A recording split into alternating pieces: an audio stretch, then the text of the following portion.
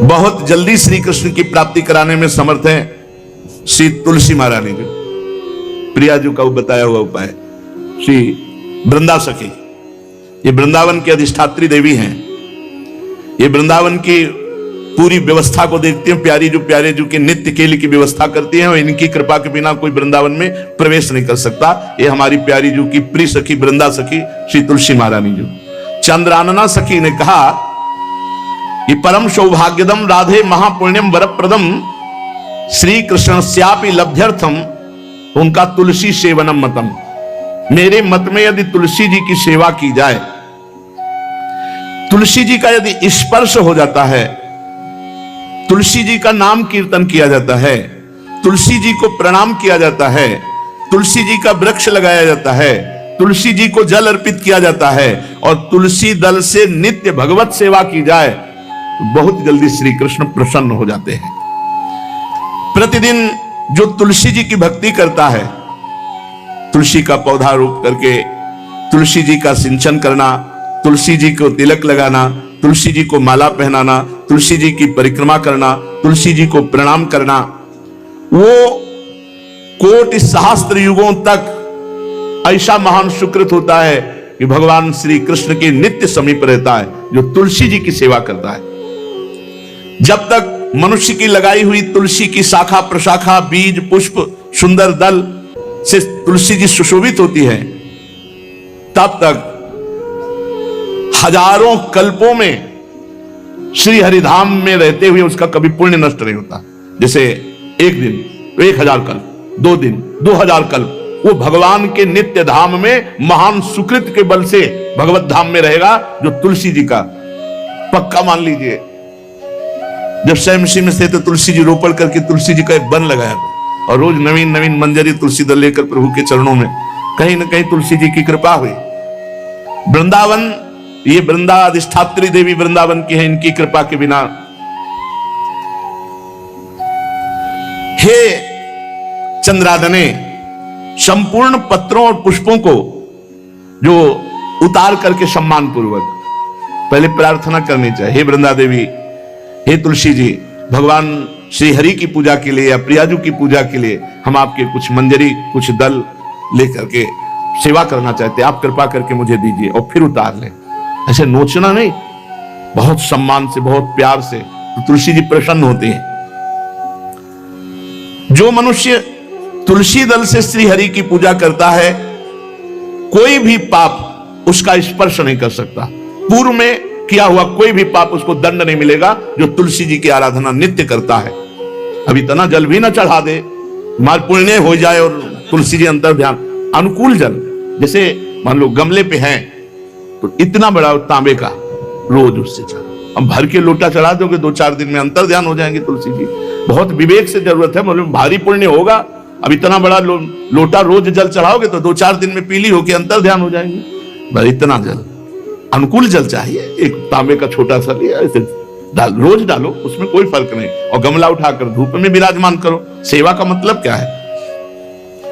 जो तुलसी जी को जल अर्पित करके तुलसी जी की सेवा करता है, हरि चिंतन करता, कभी कोई पाप उसका स्पर्श नहीं कर सकता। 100 भार सोना, 400 भार चांदी का जो दान करने का फल होता है, वो एक तुलसी दल उतार जो अपने द्वारा लगाई हुई तुलसी दल वो हरि के चरणों में अर्पित करो। ये 100 भार सोना और चांदी बराबरी नहीं हो सकती। कितना महत्व है। जो रोज तुलसी दल चयन कर, द्वादशी को ना चयन करे, द्वादशी को मतलब बहुत बड़ा अपराध लगता है तुलसी दल का, इस मतलब तुलसी के वृक्ष का भी स्पर्श न करे। प्रणाम नमस्कार दूर से, एक भी दल नहीं टूटना चाहिए द्वादशी को। ऐसा हमने महापुरुषों से सुना है कि मंजरी और पत्र उतारना ये ठीक नहीं, बिल्कुल नहीं ठीक है। ब्रह्म हत्या का फल लगता है, अगर जो पाप लगता है अगर कोई द्वादशी को तुलसी चयन, बहुत सावधानी से। जिसके घर में तुलसी का बगीचा होता है, कई पौधे होते हैं, उसको कहीं तीर्थ जाने की जरूरत नहीं, उसका घर तीर्थ है जिसके घर में तुलसी के पौधे हैं। और यमराज कभी उस घर में किसी भी मरने वाले को लेने नहीं आएंगे। जिसके घर में तुलसी, लगा लो भैया तुलसी लगा लो घर में, काहे कोई यमराज को आने दोगे? सबके घर में तुलसी। कितना सुंदर पहले था, घर में आंगन होते थे, आंगन में एक बहुत बड़ा, और फिर उसमें तुलसी जी, और फिर उसमें 2-4 नर्मदेश्वर और शालिग्राम ऐसे, और फिर घर का हर व्यक्ति जल चढ़ाना, प्रणाम करना, नमस्कार करना, कितनी पवित्र पद्धतियां हमारी थी। जब रसोई बने पहली गाय के लिए, फिर कुछ पक्षियों के लिए, फिर कोई संत महात्मा, कोई भिक्षु, ऐसा कितना पवित्र व्यवहार। यहाँ जैसे हमने देखा है, ये रसोई बन रही ना तो धुआं नहीं खत्म होने पाता, वो ही सब अपवित्र किए हुए हैं, राक्षसी बुद्धि आती चली जा रही। तुलसी जी, ये भागवती को वस्तु हमें लगता है बालकनी तो होती है, बढ़िया बालकनी में एक ऐसा उठाने धरने वाला स्टैंड लोहे का रखो कि तुलसी जी को विराजमान कर दो। जिसके घर में तुलसी जी विराजमान होती है उसके घर में यमराज कभी नहीं जाते। जो तुलसी जी का सेवन करता है उसकी सारी कामनाएं तुलसी जी पूर्ण कर देती है। तुलसी जी को लगाना, तुलसी जी का पालन करना, तुलसी जी को सिंचन करना, तुलसी जी का दर्शन करना, तुलसी जी का स्पर्श करना, मनुष्य के द्वारा जो मन, वाणी और शरीर से पाप हो गए सबको तुलसी महारानी क्षमा कर देती है, दग्ध कर देती है। पुष्कर आदि तीर्थ, गंगा आदि परम पावन नदियां, ये सब जो स्नान आदि, अवगाहन आदि करने का फल देते हैं, वो केवल तुलसी जी घर में विराजमान है उसको फल मिल जाएगा। कितने बढ़िया। जो तुलसी जी की नवीन मंजरी प्रभु के चरणों में अर्पित करके प्रणाम करता है, वो चाहे कितना भी अपराध किए हो, वो कभी यमपुरी को नहीं देखेगा, कभी यमराज के पास नहीं जाएगा। जो मनुष्य तुलसी काष्ठ का घिसा हुआ चंदन लगाता है, उसके सारे संचित भस्म हो जाते हैं, और क्रियमाण जो वर्तमान, वो कभी उसको बांध नहीं सकते। तुलसी जी का काष्ठ का घिसा हुआ चंदन। जिसके घर में तुलसी की छाया होती है वहां पितरों को अपने आप कल्याण प्राप्त हो जाता है। जो श्राद्ध करने से लाभ मिलता है पितरों को, घर में तुलसी लगा के, जो तुलसी की छाया, बड़ा वृक्ष, पितरों को तृप्ति मिलती है। चतुर्भुज ब्रह्मा जी सारंग धनवा श्री हरि के महामहिम स्वरूप की अनुभूति करने के लिए भी कहा है कि तुलसी जी का महान महात्म्य, अगर तुलसी जी का सेवन करे तो भगवान श्री हरि की महिमा को जान जाएगा। स्त्री हो या पुरुष, पुरुष नपुंसक नारीवा जीव चराचर कोय, सर्व भाव भज कपट तज मोहि परम प्रिय सोय। शरीर वर्दी है, हमारी पोशाक है, हम सब एक हैं, आत्मस्वरूप है, कुछ अलग नहीं है। शरीर केवल पांच भौतिक है तो सबका पांच भौतिक है, उसमें चिन्ह है स्त्री पुरुष के, बस इसके लिए भगवान की आराधना निषेध थोड़ी है। जो स्त्री या पुरुष श्री तुलसी जी के काष्ठ के मन के बना के, जैसे छोटी कंठी या बड़ी माला धारण करता है, श्री कृष्ण उसके बस में हो जाते हैं। यह है तुलसी जी की महिमा। परम सुहाग श्री कृष्ण मिल जाते हैं, और कौन सी भी हमें उपलब्धि चाहिए। हे गोप नंदिनी, तुलसी जी का सेवन करने से श्री कृष्ण वश में हो जाते हैं।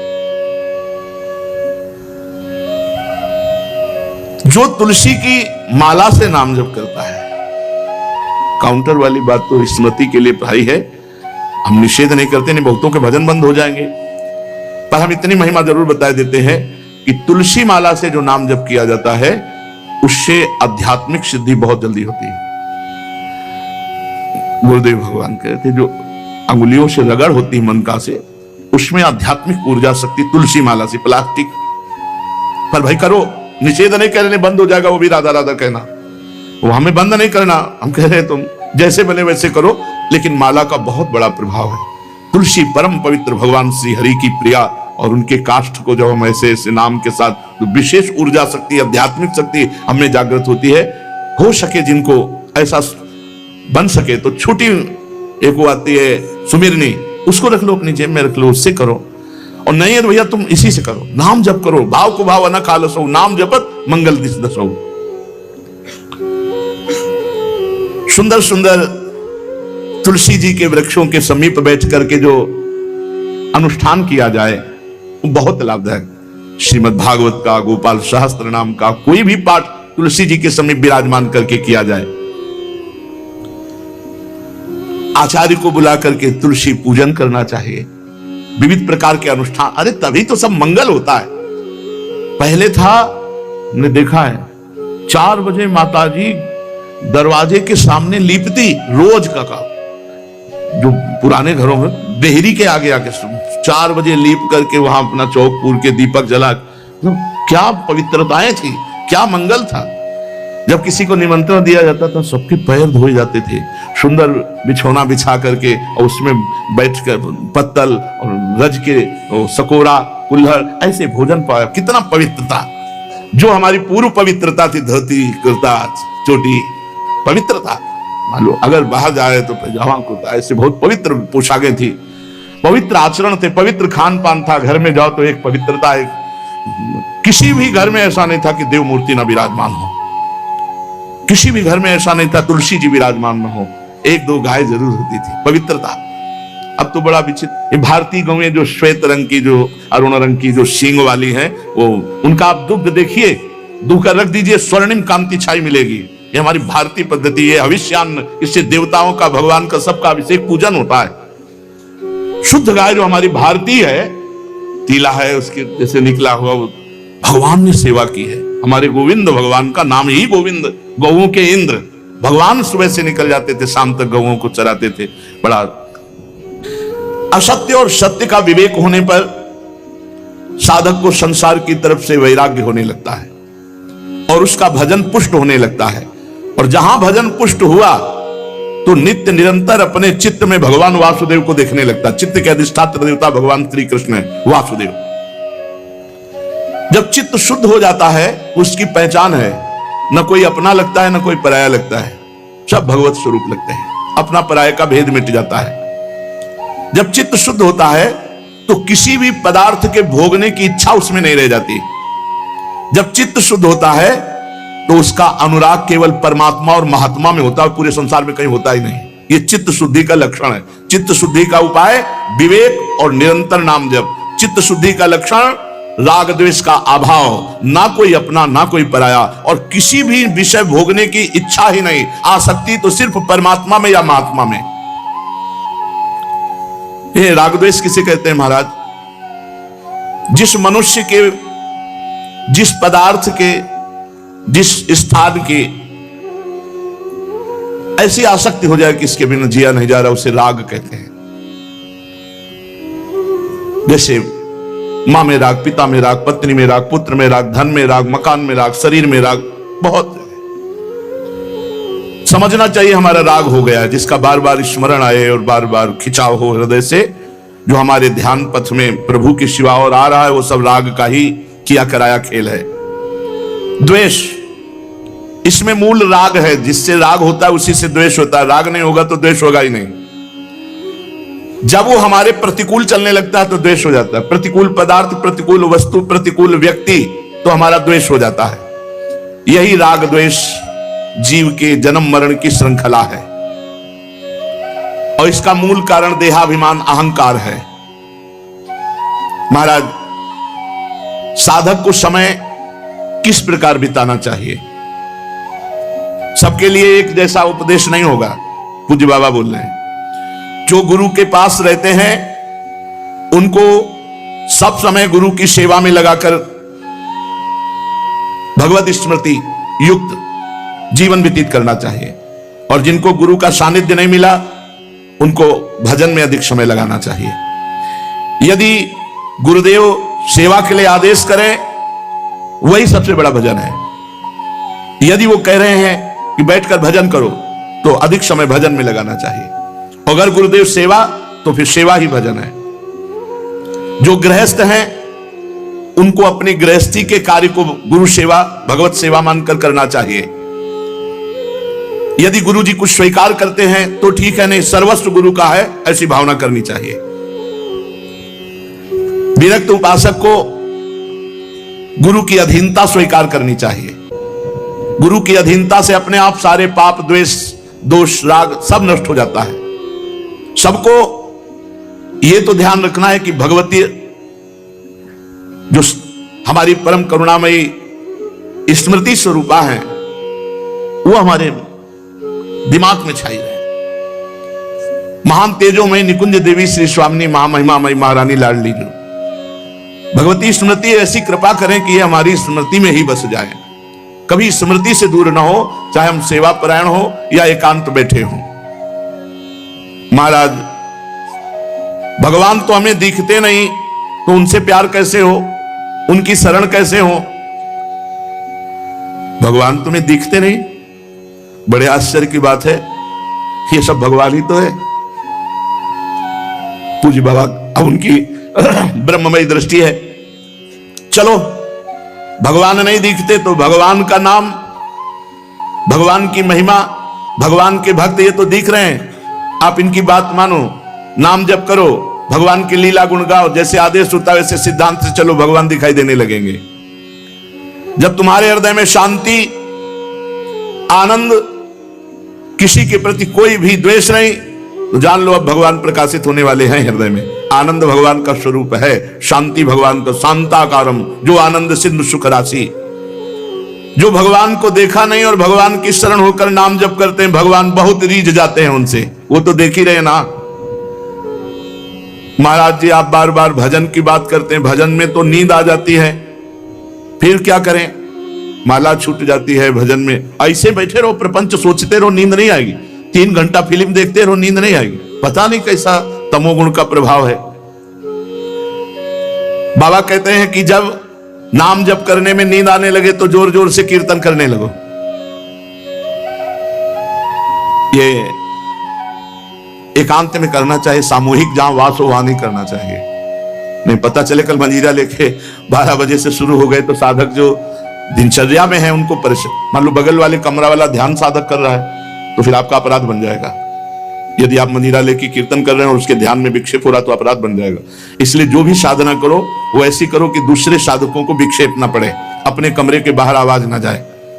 दूसरा उपाय, खड़े होकर जप करो, ये बहुत बढ़िया उपाय है। इस नींद रूपी दुश्मन से लड़ो। ये खड़े होकर भजन करने का अभ्यास गायत्री अनुष्ठान में, नैष्ठिक ब्रह्मचर्य में, क्यों नई अवस्था में नींद ज्यादा सताती है।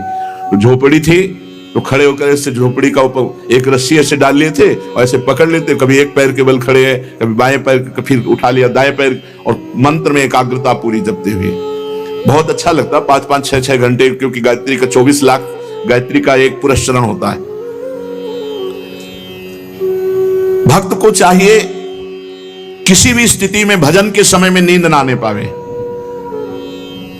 बहुत लड़ना पड़ता है, नींद से बहुत लड़ना पड़ता है, एकदम गुस्सा जाते हैं। जैसे बड़ी सावधानी से जप रहे, पता नहीं कब गोल हो गए, माला छूट गया।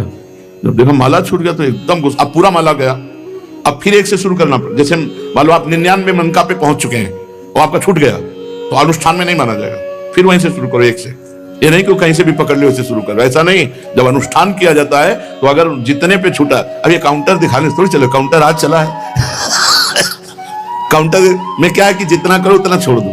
हमने गुरुदेव भगवान से, ये तो अभी कुछ समय से चला है, ये तो दिखाई नहीं दिया, पहले कभी दिखाई नहीं दिया, अब तो नई रचना है। नहीं तो छोटा माला वो हाँ सुमेरनी जिसे, और बड़ा माला, ये 2 ही थे चलाने के लिए। अब ये काउंटर भगवान की कलयुग महाराज की कृपा से आ गया है कि चलो माला नहीं तो इसको अपना पहन। माला से लोगों को शर्म भी लगती है, पूरा माला डाले ऐसे, बोले भगत बनता, इसमें अंगूठी की तरह पहने अपना। बढ़िया है, बढ़िया है, बहुत बढ़िया है। किसी तरह भगवत स्मृति, भगवान नाम जप हो रहा है बहुत, पर इसमें यह सुविधा है कि 50 में छोड़ दिया, छोड़ दिया। माला में नहीं छोड़ सकते, यदि अनुष्ठान चल रहा है तो आप बोल नहीं सकते, छोड़ नहीं सकते। मान लो आप 107 में पहुंच गए और आपने छोड़ दिया तो नहीं माना जाएगा, फिर एक से शुरू करो। अब जैसे आप माला जप रहे हैं गुरु मंत्र की, तो बीच में गुरु मंत्र की माला जपते हुए बोलना नहीं है। जो जैसे 11 माला का अनुष्ठान दिया गया उसमें बोलना नहीं, अगर बोला तो जहां से बोला वो फिर वहां से कैंसिल, फिर वहां से शुरू करो। या फिर उसकी पद्धति है, उस माला को ऐसे करके निकाल के मन का रखो, आचमन करो, भगवान से प्रार्थना करो, अत्यंत आवश्यक होने पर बात करो, फिर प्रणाम करो, फिर उसके नीचे वाली मनका से, जहां से रखा है नीचे वाली मनका से शुरू कर दो। ऐसे नहीं कि ऐसे खड़े बात कर रहे हैं फिर घुमा रहे हैं, तो क्या फर्क पड़ता है? दिमाग में क्या फर्क पड़ता है? कौन सा परिवर्तन हो रहा है? जो हमारी वैदिक सिद्धांत पद्धति है उसी से लाभ प्राप्त होता है। महाराज, जो नींद है उससे लड़ना पड़ता है।